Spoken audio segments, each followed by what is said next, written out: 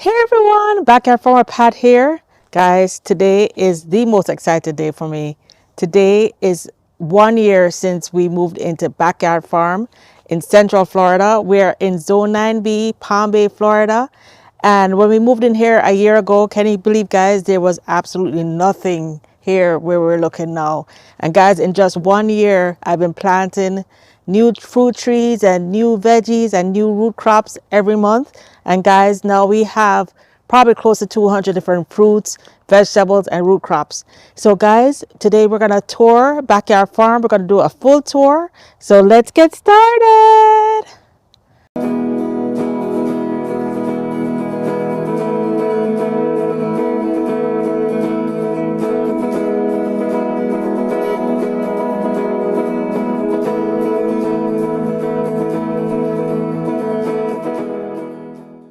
All right, so today we're gonna start in the veggie garden. So you guys know recently I did a huge harvest of one rotted sweet potato, and guys, we got so many sweet potatoes from right here in the garden. And after that, I went through and I planted a lot of seedlings. So we can start over here. Over here, I planted several different kinds of bok choy seedlings, and back here I have some strawberries. And this is a beautiful nasturtium flower. This is going to give beautiful flowers. It's called Jewel of the Nile nasturtium. Then in this bed, I have my mustard greens. And these are Florida broadleaf mustard greens. Guys, you see them looking small now. But in no time, these mustard greens, the leaves, one leaf alone is like maybe 2-3 feet tall. So have a number of different mustard greens here. Believe it or not, I've already thinned it out, but I need to actually thin it out some more. I also have some brassicas, which I'm not sure what I planted, but it could be either broccoli or it could be cauliflower, but we'll know pretty soon. Then over here I have castor bean, and guys, this one has a story behind it. So this is the castor bean plant, and that's where you get like castor oil from.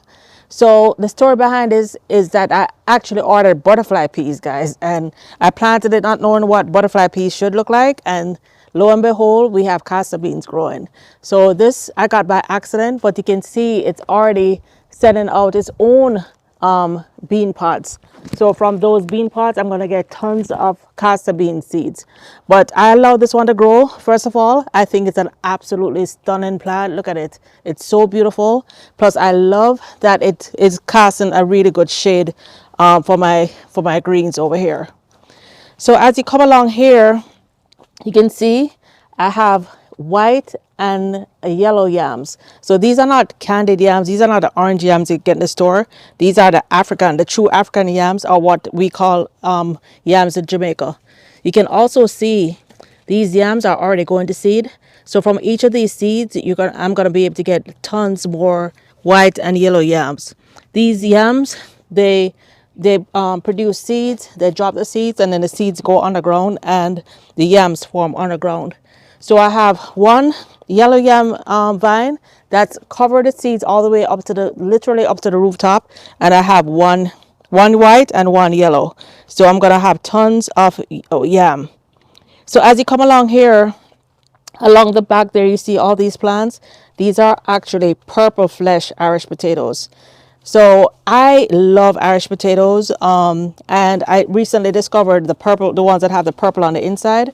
So I planted 4 Irish potatoes, and all of them came up. All 4 came up, so I'm expecting to have tons of Irish potatoes.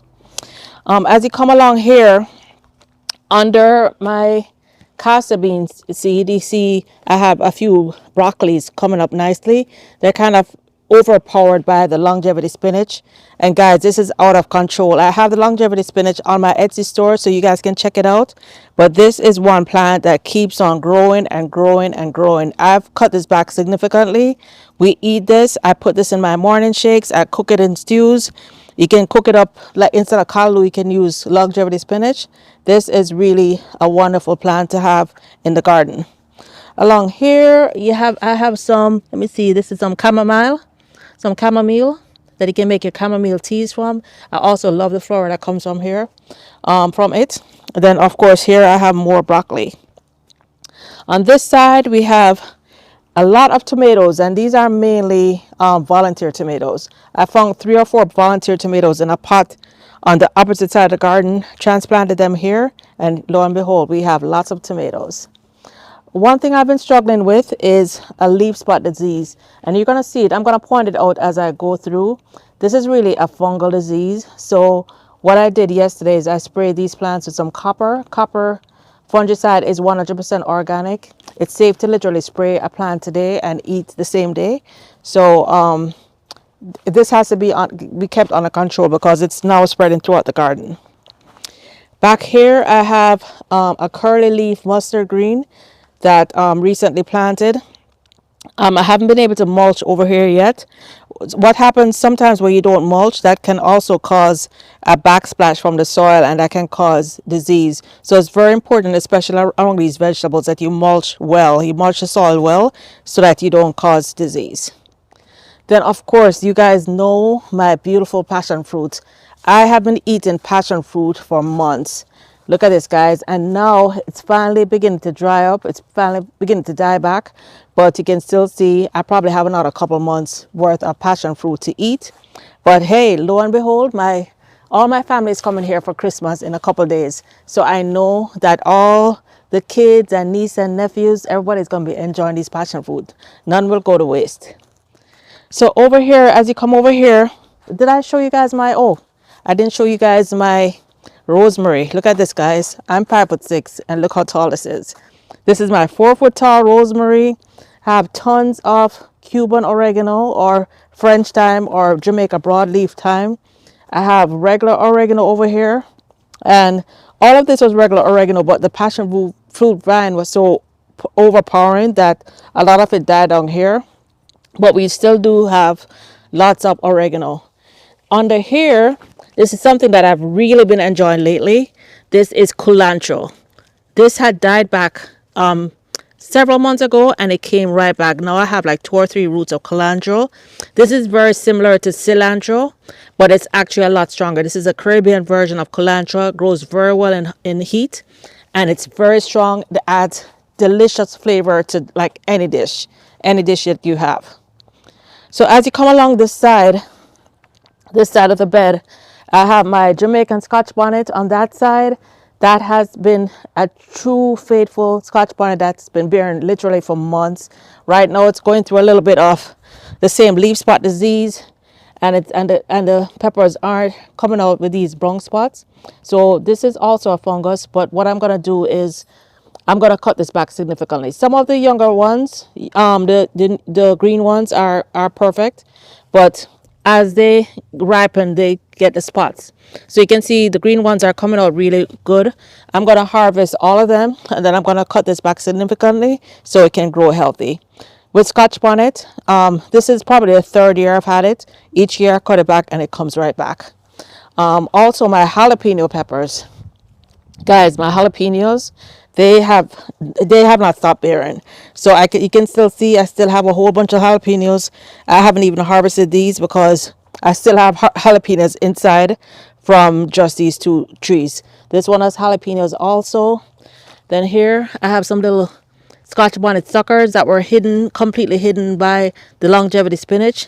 They are now popping out, and they seem to have the same issue that the other ones have, where as soon as they're ripe, they're rotten. So I'm going to cut all my Scotch bonnets back, probably cut my jalapenos back, harvest the peppers. Whatever I can't eat, I'll probably just save for seed. And on this side of the bed, opposite the chili peppers, on this side of the bed, we have my giant blue porterweed or vervain. This is over 5 feet tall, guys. This is huge, and it's absolutely beautiful. We have my vervain. We have another little rosemary here. Then we have on this side, we have some lavender, which smells amazing. And in front of it, we have a couple bok choys that have grown up. We've had quite a few bok choys that have sprung up from last year. These are all volunteers. In this pot, we have 2 different kinds of lemon balm. We have a Mandarin lemon balm, and can't remember what this other one is, but it's basically 2 different kinds of lemon balm. All right, so right outside my veggie area, I had separated some of the some of the mustard greens, and over here you can see this is where I transplanted some of the stuff. So in these big pots, these are like maybe 3-gallon pots, 4-gallon pots, I have some mustard greens growing here. Then in these tiers I have different kinds of bok choy growing. Here I have one of my basil. And then over here I transplanted a whole lot of turmeric that I had in a bed, but I wanted to reuse a bed for mustard greens, so I transplanted my turmeric into pots. Here I have some peppermint in a pot, and the reason I like to put my peppermint and my spearmint in pots is because peppermint, everything in the mint family that I know of, they run a lot. So if you don't want to have your peppermint, taking over an entire area, keep it in a pot. You'll have enough to last you for a long time, as long as you make sure the pot is big enough so it has some space to spread, but it won't take up the bed. At the bottom here I have garlic chives. These garlic chives have been going on for the longest time, for literally for years, with zero care. These have been in this pot for years. I just added some soil to the pot to kind of give it some life. I still need to decide what I'm going to put in the middle tier and at the bottom tier of this other one, but I'm transplanting some of these into these pots. Then here in my greenhouse I have lots of papaya seedlings. So all of these are papayas that I grew from seed. And look at this one. This one is actually bending, So they're staying small because, of course, I have them in pots, not in the ground. Once these are transplanted, they will grow. I may have a couple on the Etsy store for the spring.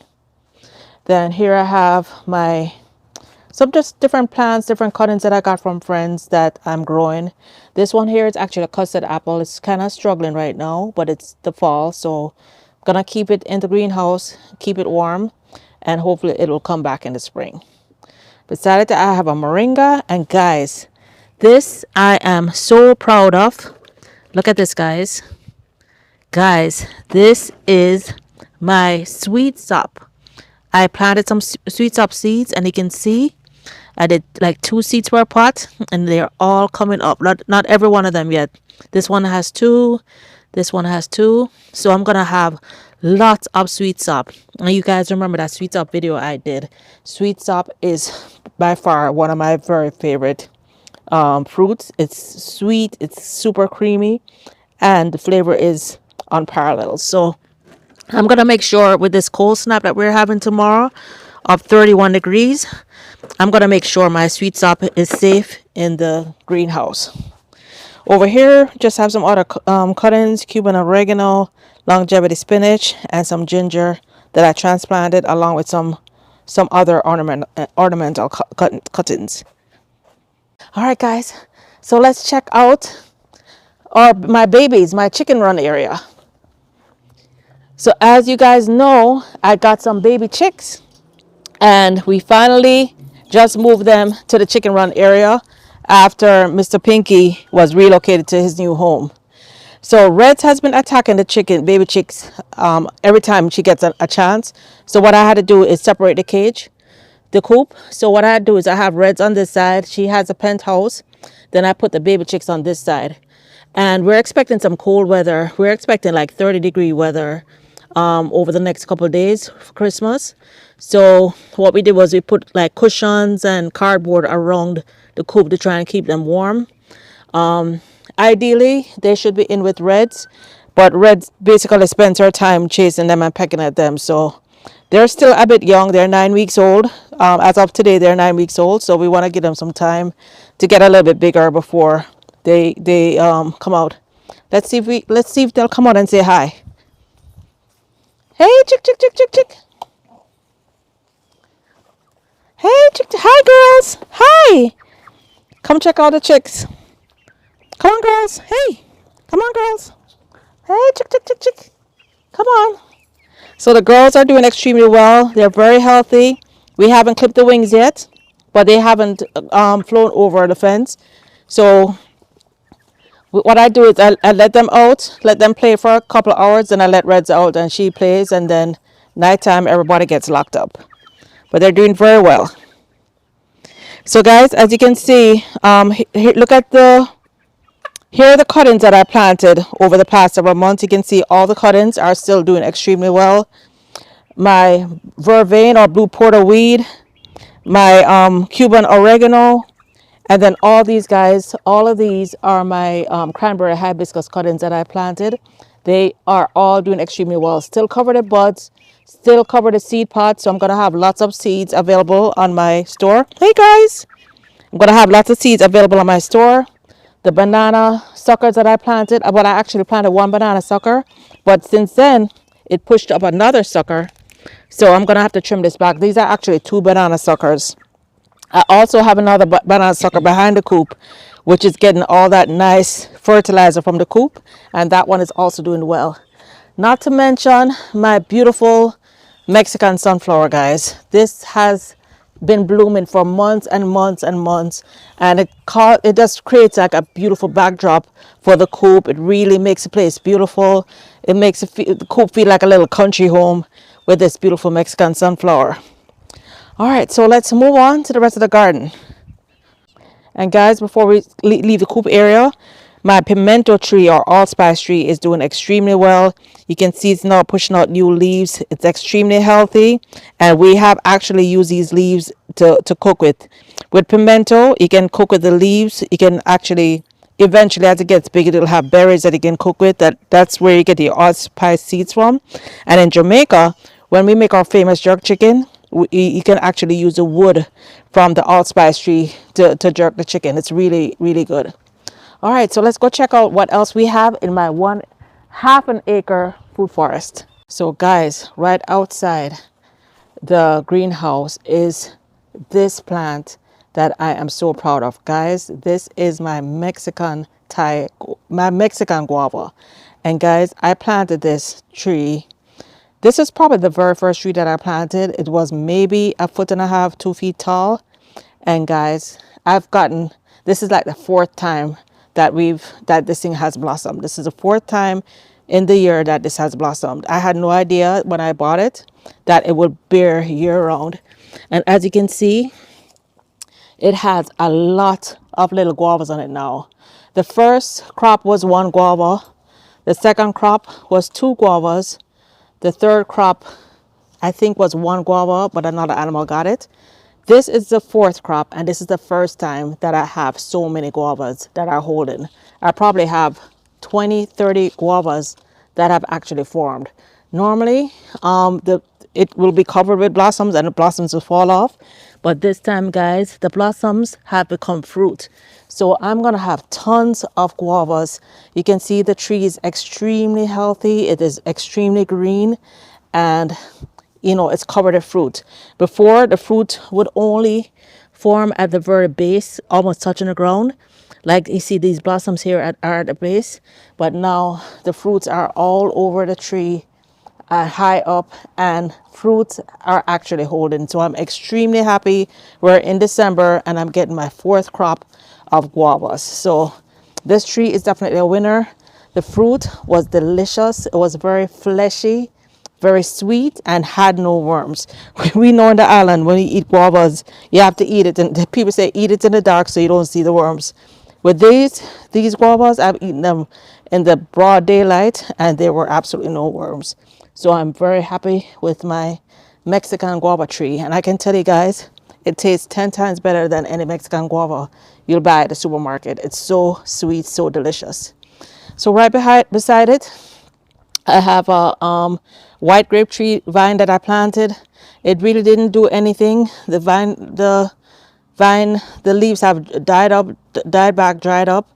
I'm gonna probably cut this back, but I'm gonna give it another year because I know grapes can take 3 years to bear. And I planted it as a bare root. It was just a root when I planted it, so I'm giving it some time. Over here, we just have a few little things. We have a yellow gold plum stick that I planted that's becoming a little tree here. We have some rosemary, blueberries, some hibiscus. This was literally like a 4-inch hibiscus I planted 2 months ago. And guys, look at this now. It is already blooming. Look at that. Look at the beautiful flower. It's already blooming. I didn't even know what kind of bloom it was going to be because it was just like a little tiny thing that I planted. But this is really, really beautiful. I have some other cuttings like cranberry hibiscus throughout the garden. What I've done is just planted different cuttings throughout the garden. I have this stick here is a bride's bouquet. That's going to be a beautiful plant once it grows up. I have other cranberry hibiscus. I have these in my store. These were all from cuttings that I stuck in the ground within the past few months, and they have been consistently growing and consistently blooming.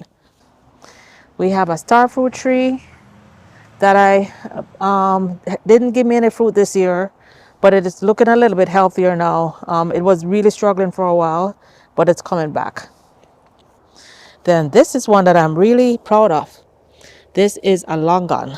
This is a longan tree. It's one of my newer transplants. I think I just got this maybe 2 months ago, so it's still a very small tree. But it's healthy, and you can see it's already pushing out new leaves there. All right, so as we move along, we have a little acre tree right here. This started off as a very small twig, which I thought wasn't going to survive, but as you can see, it's very, very healthy. It's doing very well. It has really grown.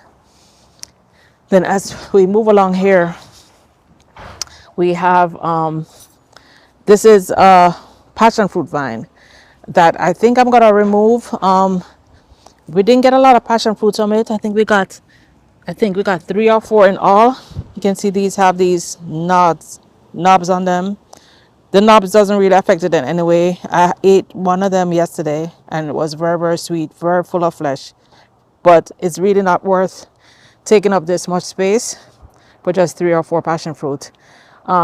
The difference between this passion fruit and my other passion fruit, which you just saw, which is absolutely laden, is that this one requires another passion fruit tree to cross pollinate.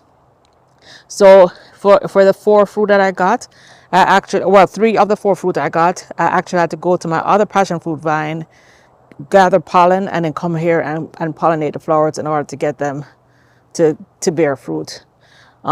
So I may get rid of this. I'll decide later. If I find something else that I want to plant along here, I'm just going to get rid of it and, probably use the space for more trees. Down here, this is a new transplant. I've had it for maybe a month. This is a coral bush. Normally, I think these are grown in pots, but I'm trying it in the ground. It's a tropical plant. I love the leaves. I think the leaves are so unusual. Look at that. The leaves are so unusual, and it gives a bright coral colored flower. So I'm hoping, since it's in the ground, it will give flowers. And we'll see how that goes, but hopefully by spring we'll have flowers. Here, let's have a bromeliad in a pot. Then here, this is my Bombay Julie mango, which didn't give me any fruit last year, but as you can see, it's growing. It's now about 5.5, 6 feet tall. No, probably about 5.5 feet tall. It's about my height. So I'm really looking forward to maybe another year or 2. This should start blossoming. It's leafing out really nicely and has a lot of new growth. And guys, Bombay is like, they call it the king of mangoes. I don't know, guys. I love my Kerry mango, but Bombay and Julie are 2 of the top mangoes in Jamaica. So I'm really can't wait to taste this combination. All right, guys. So right here, this is my Vicks plant. So guys, you can see I have it in a very large pot. This is probably a 10-gallon pot that I have it in. And this started off just as a very, very small plant. And as you can see, it has just, grown tremendously. Look at these runners, guys. So the Vicks plant, I believe I'm not sure if it's in a mint family, but it acts like a mint. As you can see, it grows tremendously. If this was on soil, if this was on dirt, this would have basically taken over the beds. But I wanted it to keep it contained. The Vicks plant has a lot of medicinal benefits. The way I use it a lot is in the garden. If I get a scratch, if I get an insect bite, I rub it on my skin. Also, it's very good at repelling mosquitoes. So you can actually crush it up in your fingers. Let me take a few leaves and show you. You can just actually crush the leaves. When you crush the leaves actually produce like a liquid. It's very watery. It gives you this liquid. Then you can rub the liquid on your legs to like prevent mosquito bites. So I actually do that a lot. Or if I forget to do it and I get bitten, I rub it on the insect bites, and it usually stops itching in a very short time. I'm gonna probably be getting a whole bunch of suckers off this and potting them up for the Etsy store maybe this spring. I know a lot of your gardens are basically going to sleep for the winter, so I'll have lots of seeds and lots of new stuff in my Etsy store. So guys, this is another sucker that I had. This is another hibiscus plant. You can see it's very healthy, very beautiful. This one started off like another 4-inch, maybe a 4-inch little sucker. But guys, I love this hibiscus. You can see it has orange blooms, it has red blooms. I'm not sure what they call this hibiscus, but it has different color flowers. So this one I think I bought like for $4 at, I think it was Home Depot or Lowe's, but it was like only a few inches tall, but it grew really fast as soon as I put it in the ground. It's only been in the ground a couple months. Right beside it, I have a tuna plant. That's the tuna. Then I have a big cassava right beside it. So guys, as I mentioned to you, something's going on with all throughout my garden. I'm having like problems with disease and leaf spot disease, and this has never ever happened before. But even my cassava has leaf spot disease. You can see the leaves look very unhealthy. My cassavas were always so healthy, so beautiful, and for the first time I'm getting like diseased leaves. The cassava itself, I'm hoping it's still good. It's underground. I'm sure it's still good, but I'm gonna be treating these leaves with some copper. Copper is organic. You can use copper on a plant and harvest it the very next day or the very same day, I think. So it's 100% organic, but we gotta get this under control. It's basically taking over. This leaf spot is basically taking over a lot of my plants, my vegetables and my fruit trees. Here we have another tuna. We have several cocoa or malanga we have back here. We have a blue porterweed, and on this side in pots I have some cuttings that I got from different people that have grown up really nice. Can't remember the name of this one, but here we have, I believe it's in the Joseph Coat family. This was just a twig that I broke, and you can see how much it has grown now. I'm gonna be putting most of these in the ground. Here we have it's in the ginger family. This one gives a beautiful red ginger, that flower that comes up. I can't remember the exact name, but it is in the ginger family. It's like a red variegated ginger. So that one is going to be really beautiful blooms. That one I'm going to actually put in the ground also. Here we have more cuttings, Joseph cuttings. That's in the same family as this one. And we have a little cocoa in there. This is a mandevilla plant. Then here we have the queen of the garden, in my opinion. This is my Kerry mango. Guys, this was the most delicious mango I ever had in my life. So my Kerry mango, as you can see, it has spread. It has getting a lot bigger than it was. So guys, that means I got 6 mangoes this year. Next year I hope to get 12 or more. Why not? Double it, guys, double it. So my Kerry mango is looking really good. You can see it also has the leaf spot disease. You can see that those spots on the leaves. I am going to be giving this a dose of the copper to try and stop the disease before it spreads anymore. So guys, this is my mulberry plant. I just chopped this down. This was probably 10 feet tall, 10, 12 feet tall, but I just cut it back significantly. With mulberries, when you chop it back, it actually grows more fruit. So I see everywhere now, is giving me blossoms and giving me little fruit. So I'm hoping to have more mulberry. This mulberry has really given me a lot of problems. It always has the leaf spot disease. You can see it here. Sometimes I wonder if this is where the leaf spot disease is starting from, because you know it spread from here to my mango tree, and I saw that there are some spots on my blue porterweed that's directly behind it. Not much, but there's a little spot here. And my what are these flowers called? These never have any disease, but I see it looks like it's getting a little bit of disease on here. So I'm wondering if this is the real culprit. But anyway, before I give up on it, I'm gonna, give it a spray with the copper and see how it does. But if this doesn't get much better, I might be losing the mulberry. I don't want to keep something that's going to be causing disease. It's better to get rid of it and replace it with something else. All right, so back here I have my little pineapple grove, and whenever I get a pineapple, which I eat often, I just chop the top off and stick it in the ground. You can see that they're doing very well. Some of them are just coming up. Some of them have caught on very nicely. So in another year or two, I should have some pineapples from the garden.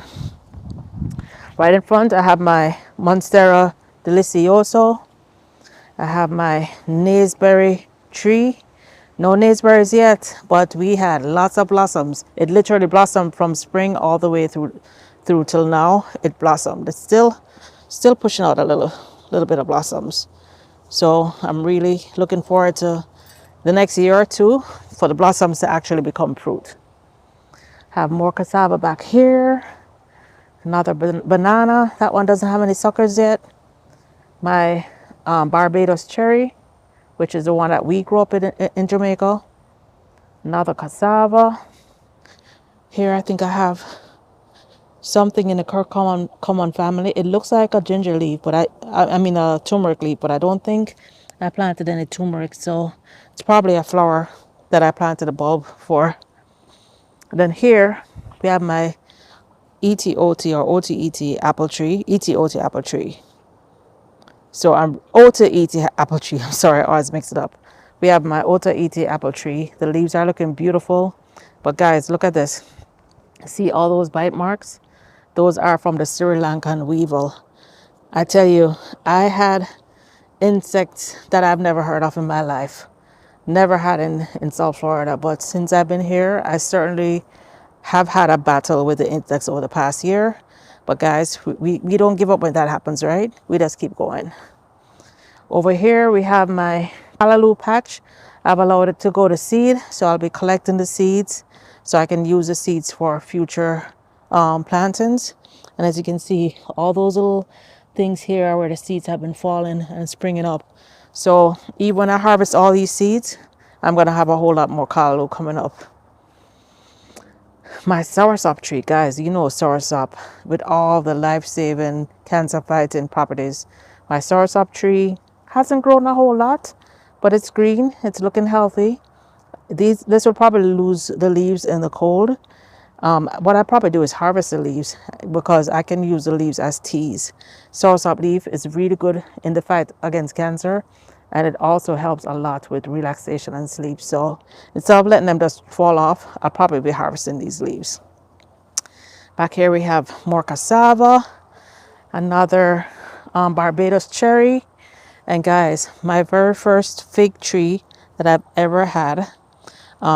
It's looking a little bit naked now, but it's my first time growing figs, and guys, I have quite a few figs. I've already harvested one. Not sure the name of the type of fig that it is. If you guys recognize it, let me know. This also was covered with a leaf spot disease. I sprayed the leaves, they all fell off, and then the new leaves are coming out healthy, so that's really good. But then guys, check this beauty out, guys. Look at this. Look at my pigeon peas. Look at my pigeon peas, guys. Just in time for Christmas. Or the 2 pigeon peas trees. That one is at least probably 10-15 feet up in the air. Look at that, guys. Lots of pigeon peas. So I'm really looking forward to this. And guys, this all started off, guys, with just a couple peas that I planted, and look at them now, all the way up in the air, almost up to the light pole, the light thing. So guys, look at this now. So here's my katuk plant. It now has gone to seed. We have several seed pods here. So I will have some katuk for sale. And here's what the pods look like when they're open. These are the actual seeds. The black part is the actual seeds that you're gonna plant to get your katuk tree. This is like a multivitamin tree, tons of medicinal benefits, but it has to be eaten in moderation because it's so rich and so powerful. Here I have my little avocado sucker, has gotten quite tall. One of my two avocado suckers. This one is a long neck avocado, and I think at this point you can see it's as tall and skinny. I'm probably gonna chop this in half. I'm gonna harvest the leaves. Avocado leaves are actually very good for like kidney stones, any like kidney stones. It helps to break it up. And I do have a friend who usually likes to get the leaves so that they can drink it as tea. So I'm probably gonna harvest these leaves. All right, so here we have two moringas here.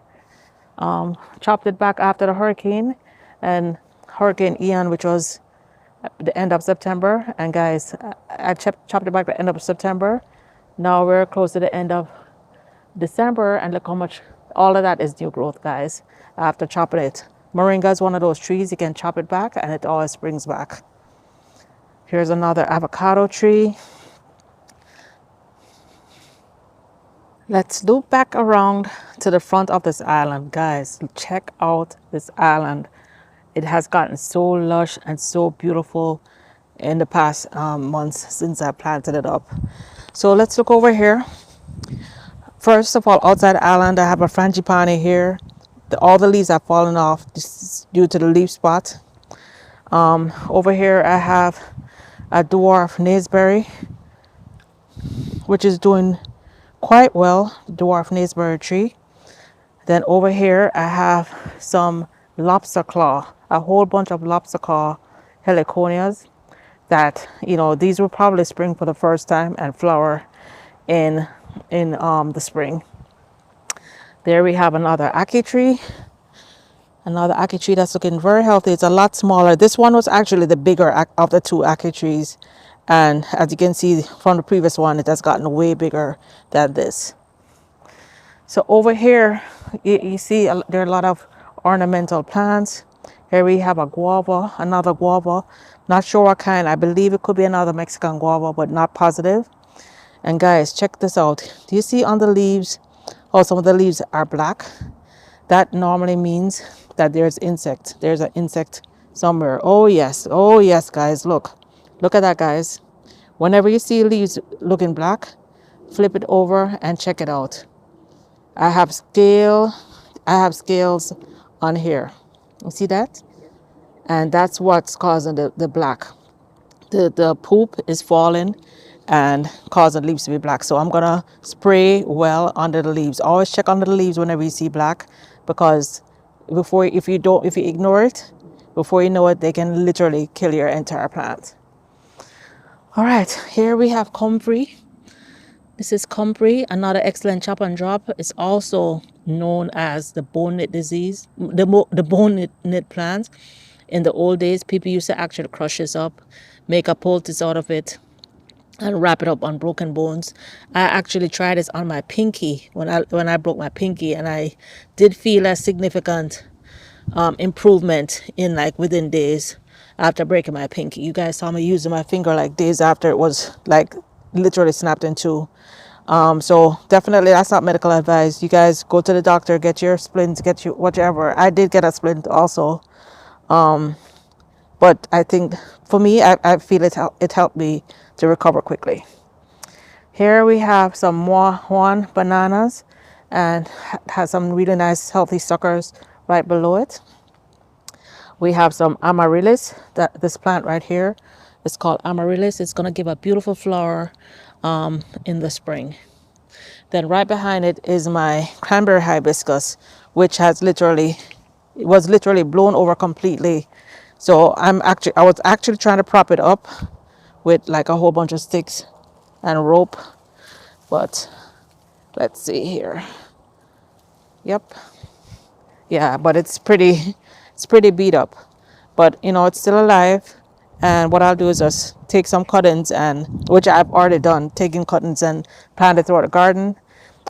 There's also a lot of dried seed pods, so I will have some seeds for sale.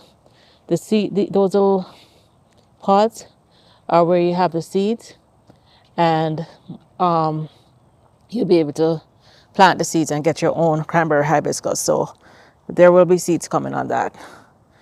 Right behind it, I have some red ginger, which it's basically covered over by the amaryllis.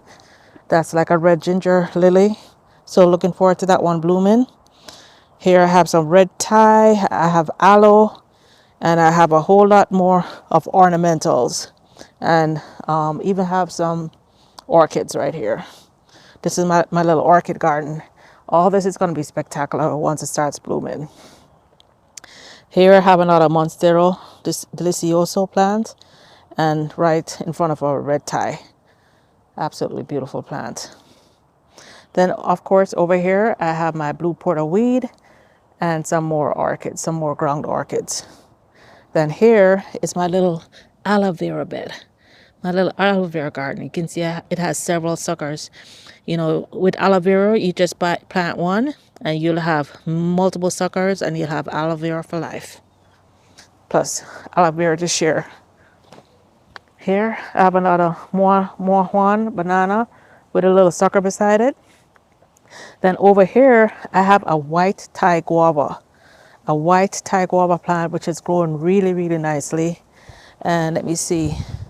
I see some more of those dark leaves. So it looks like we have some more insects on this side. Not bad. Oh, yes, yep. There we go. There we go. We have insects on here. So I'm going to need to spray this with some neem oil. Guys, it's a battle. It's a battle. Being organic is a wonderful thing, very fulfilling to eat, come out and be able to eat your fruits and vegetables and know that there's no harmful chemicals. But guys, you have to be battling these insects and these pests and these diseases constantly. So right beside it, I have my papaya, and I see, guys, look at this leaf spots. But the papaya, it's a small tree, but it's giving me papayas, or it's giving me fruit. They haven't grown big yet, but the fruits are there, so we will eventually get papayas. Then after I cleaned out the bed, there was this little papaya sucker that was hidden that must have been planted at the same time as these other big ones, but because it was so covered with weeds, we didn't see it until recently when we cleaned out the bed and we found it. So hopefully that one will also grow. So back here I have a couple more. I have a yellow coat plum tree, a red coat plum tree, and another big red coat plum over here. But guys, so before I go all the way back, let's start here. This is a sweet potato bed I just harvested. Remember, this is a bed that had very little yield because I hadn't watered it. There was no life whatsoever in it. So guys, ever since then I have added more soil. I've added some organic material, and as a matter of fact, I dug up some of Mr. Pinky's poop and the soil from around the bedding, from around the coop. I'm gonna add some of the coop soil here because I think that's gonna help the richness of the bed. Here are some cassava sticks that I forgot. Then here, guys, is look at my lemongrass. So guys, I'm not kidding you. Went to one of the big box stores. I won't call the name. One of the big box stores the other day. And they were literally selling a little twig of lemongrass. Like literally a little twig of lemongrass for $12.99 or $13.99. A little twig of lemongrass with a root. I planted this lemongrass from just small twigs back in March, and guys, look at the size of this lemongrass. And I have more roots than I could even think of, and now it's gone to seed, so now I'll even have lemongrass seeds. So You don't have to spend a whole lot of money, or if you want, you can start off with just one little lemongrass plant, and then you'll have lemongrass for months or for years, forever. This lemongrass will never run out. Then right beside it, I have my sugar cane, and I did my sugar cane harvest recently. You guys watch that video. And I have lots more sugar cane to harvest. And I just purchased 2 sticks of red sugar cane. So I plan on chopping this up, eating most of it, but planting red sugar cane. Probably plant it on another side of the garden. So this side will be the green sugar cane, and I'll plant the red sugar cane somewhere else. So guys, here is another, the bride's bouquet plant that I told you about. This is what the leaves look like. This is another stick that I planted, and you can see this one has already sprouted leaves. Planted at the same time as the other one. So the other one will soon come up, but I'm going to have a beautiful flowering plant here with white flowers. So guys, look at this. This is what, 2.5, 3 feet tall. This is my June plum tree, guys. And look at this. This is what I love about June plums. Once you start growing June plums, you have June plums forever. So look at this, guys. I have multiple June plums. As a matter of fact, I'm gonna pick one right now. I have all these June plums on my tree that I can come out here and pick and eat whenever I want. I like the June plums whether they're green or ripe. As a child, I'll peel the June plum, sprinkle a little salt on it while it's green, and eat it. And do the same thing when it's ripe. I like that salty, sweet and sour, tangy taste. But that's my June plum tree, doing extremely well. Then over here is where I'd harvested my cassava. You can see the existing cassavas that I left behind have that leaf spot. Guys, look at it. Look at that. That's a fungus. So I need to spray these trees. You can see they've lost a lot of their leaves. The leaves have fallen. So I need to treat it. Here is where I'd stuck a couple of the cassava cuttings after the cassava harvest. And you can see they're already springing up. But I don't want this leaf spot disease to infect the new plants. So I'll make sure to take care of that. Then here I have my chaya tree spinach. Here's my chaya tree spinach. Then over here I have, this is actually where I just, when I harvested the cassava, I just rested, kind of leaned up the cassava sticks against this fence. And guys, look, these were just cassava sticks and now they have all sprouted. So I think what I'll do is actually put them into the ground. They're already, I'm sure, already rooting under that ground, but I'm going to actually plant them and just have a cassava row over here. Over here is where I just finished harvesting lots of sweet potatoes, and you can see some are still popping up. I guess I left some on the ground by mistake. Yeah, you can see a couple still popping up from the vines. Oh my gosh. Wait, looks like I actually left one. Hold on. Looks, oh wow, guys, look. Looks like I actually left a sweet potato here. Wait, oh, I'm gonna leave it. I think this is yep, that's a purple flesh one. I think I'm gonna leave it, but it looks like I left a whole sweet potato on the ground. I'm gonna leave that one and let it root and take over. You can see left some babies over here. Then here, guys, is my papaya. These papayas are massive, but I lost several papayas to a papaya moth. So what happens, oh gosh, speaking of it, you see that? That wasp, it actually, oh geez, it actually, look at that. The stinger is actually stuck into the papaya. It actually stings the papaya. Look at that, it stings the papaya.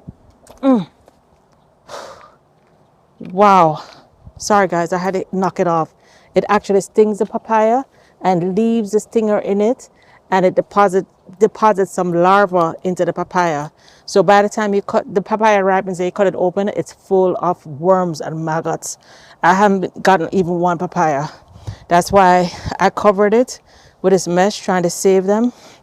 But guys, you see all those little marks, those little waxy things coming out of the papaya?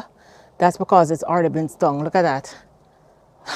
I haven't gotten one yet because those bees or those wasps or whatever you call it, papaya wasps, they sting the papayas and infect them, and the larva grows inside of them. So by the time you harvest it, it's not able to, you're not able to eat it. So I'm hoping, I don't know what to do to kill those off, but I'm hoping that they die off over the winter so I can get some new papayas, because I know these papayas are the sweetest papayas on earth, but because of these insects, I haven't gotten any. Still blossoming, but the blossoms that started falling off, it's really been struggling with these wasps and the leaf spot. So guys, here is my I don't know what kind of banana it is. My friend told me it's just a very special banana, and so far it really is special. This is the one that started off as just a piece of a root, and I literally had to have a marker because you couldn't, there was no leaves, there was nothing but a piece of root. And guys, from that, it's now the biggest the biggest banana tree in the entire garden. It's most likely going to be the first to give me fruit because you can see it's quite thick. And guys, look at those big, beautiful suckers. Those suckers are at least 2.5, 3 feet, at least 3 feet tall from the top of the leaf. So I'm gonna transplant some of these suckers out. It has 3 very healthy suckers around it. Then behind it, I have more cassava. Beside it, I have more cassava that struggling with the leaf spot. Then right in front here, I have my East Indian mango tree. And no fruits yet, but fruits to come. So in here, I have my curry leaf plant. Guys, there's just so much. I didn't realize how much there is. But this is my curry leaf plant. Very delicious, very pungent flavor. Over here, I have my sweet sop trees, guys. And I had the most delicious sweet sops ever from this tree. Let's go check out what we have in our front garden now. Before I go to my front garden, guys, I gotta give you an update on my key lime tree, guys. Look at this. I have a whole bunch of limes coming out on my key lime tree. It's been doing extremely well, very, very healthy. Keeping this one in on the patio, and still has a lime on it that hasn't gotten ripe yet, but multiple other limes coming out. So I'm very proud of my key lime tree. All right, so let's go check out our front yard. And before we check out the front yard, guys, look at my broadleaf mustards that I just transplanted. I showed you the bed over there that was full and overflowing. I planted some in pots and I planted the rest here. And as you can see, they have taken very well. The transplants have taken very well. I think just one died so far, but all the rest took very well. So I'm going to have mustard greens galore. Anyway, let's go check out the front yard. All right, so in the front yard, we have bougainvillea. We have 4 coconut palms that I planted months ago, but you know they've kind of taken their time to come up. Here we have an elderberry that was completely covered by weeds. So we have a beautiful elderberry. It's coming right back after we remove the weeds. So this is going to give us some delicious elderberry. And as you know, elderberry became very popular during COVID because it was said to fight the COVID disease. Plus it's delicious. So I'm going to have my own elderberry. I have a Ataulfo mango. No, yes, Ataulfo mango, which I believe is a Filipino mango. That's my Ataulfo mango tree. Then here I have another mango tree that was gifted from someone. This was just planted maybe 2 weeks ago. So I'm not quite sure what kind of mango it is. And you can see it was struggling because it was newly transplanted. But this will come back. Then here in front, this was a huge surprise, guys. So guys, this is a jackfruit tree. And this was under my cassava. But cassava was so big that the cassava totally overpowered it. So this was like half dead under the cassava. We transplanted it about a month ago. And guys, look here. Look here, guys. We actually have a baby jackfruit. Of course, the tree is too small. It will most likely fall off. But I think this is incredibly promising that a jackfruit tree that's 2.5 feet tall actually has a baby jackfruit. All the leaves fell off when it was transplanted. You can see these little branches died back, but then the leaves started sprouting and along with it a jackfruit. So I'm super happy with this. Along the front, we have 3 different mandevilla. This one is white, as you can tell. All the leaves fall off during the winter, so that's why these were all planted from stick. You can see it's 3 sticks. This one bloomed yellow. That one bloomed pink. No, this one is white, obviously white. That one, I believe, was either pink or yellow. I can't remember. But this is going to create beautiful plants along the front with different flowering plants, flowers. And guys, can you believe this 20-foot monstrosity? This is my strawberry tree, or my cotton candy tree. This one is another one that has consistently given me fruit throughout the year. I'm looking to see if I see any strawberries on it right now. They're in there. Oh yes, of course. I've never come out of here and not gotten a strawberry. Every single time it bears fruit. So this is a strawberry plant, or the cotton candy plant. It literally tastes like cotton candy. So I love to pop it in my mouth. I love when the kids come and visit and they come outside and get their little cotton candy fruit. Delicious. Here, I literally just this weekend started transplanting some cuttings. I have a couple Cranberry Hibiscus cuttings, a blue porterweed, and a couple lantana plants. And in the front, I have a few bulbs, a few bulbing plants that will spring up and give beautiful color. So guys, this is my lychee tree, and as you can see, the Sri Lankan weevil have completely demolished the leaves, but the tree is still healthy. You can still see all the healthy new growth coming out. But with the Sri Lankan weevil, they make the tree look ugly because they constantly eat the leaves. So that's, I tell you, here in Palm Bay, I've never seen so many pests and so many unknown bugs before. But you know, it's a part of being organic. You try not to use pesticides, so sometimes the pests, they eat too. They eat their full. So over here, this is an ornamental. It's a Jamaican, I believe they call it Jamaican poinsettia plant that blooms mainly in Christmas time, and you can see it's full bloom right now. It's all white. Then in the front, we have some different ornamentals. Some crotons, different hibiscus, and this one is called a Cape honeysuckle. I absolutely love it because it gives these beautiful blooms for most of the winter season. Then along the side, to wrap things up, along the side, we have some very special plants here. This plant is called, this is another jackfruit, but it's called cantaloupe jackfruit. And the reason is it grows a lot smaller. The traditional jackfruit tree can be 50, 60, 80 feet tall. The cantaloupe jackfruit only grows to 10 feet. And the jackfruit, instead of being a 50-pound jackfruit, jackfruits are the size of a cantaloupe. So it's a lot easier to manage, and it's a lot better for a home garden. Along here, we just have different kinds of croton.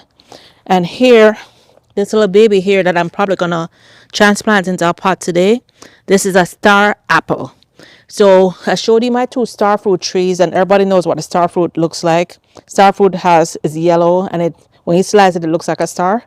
With a star apple, when you slice it, it does look like a star. However, it's a round fruit. Inside is purple and stainy, and when you slice through it, the inside looks like a star.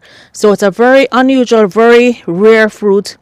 You see it in Jamaica, but even in Jamaica, it's pretty rare. So I got this sucker recently. It was twice the size, and I came out one day and the top was gone. So I'm not sure if maybe the animal ate the top, but that's my star fruit tree. All right, guys. So I'm hoping you enjoyed this video. I hope this encouraged you to go out and plant a seed, plant a fruit tree today, plant some vegetables. Guys, everything that you see here was done within a year, and most of the plants are way under a year because every month I planted a few more plants, a few more fruit trees, a few more root crops, a few more vegetables. So apart from 1 or 2 plants that are 1 year old, everything is either 5 months old, 6 months old, 7 months old, depending on when I planted it. So guys, I hope you enjoyed this. If you did, please consider subscribing to my channel. I have a lot of plans for 2023. I'm going to be planting a lot more. I'm going to be doing a lot more gardening tours. There's a whole lot more coming, guys. So I really hope you stick with me. And I appreciate I appreciate every single one of my subscribers who have subscribed to me over the past years, who have encouraged me, who have dropped comments on every video. Guys, you know who you are. I appreciate you. So till next time, guys, have a very Merry Christmas and a very Happy New Year. And I'll see you in 2023. Bye now.